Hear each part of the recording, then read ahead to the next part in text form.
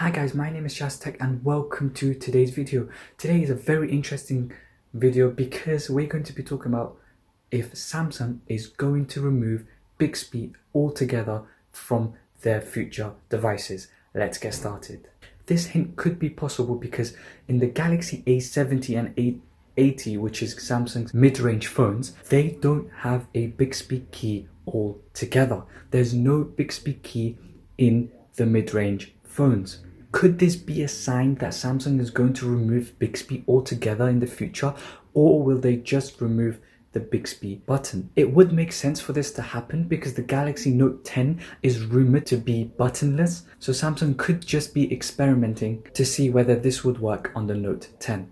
However, I doubt that this would happen because Samsung have invested a lot of money on marketing and Bixby itself because of reviews from customers that weren't very good, so Samsung wanted to improve Bixby and overhaul it.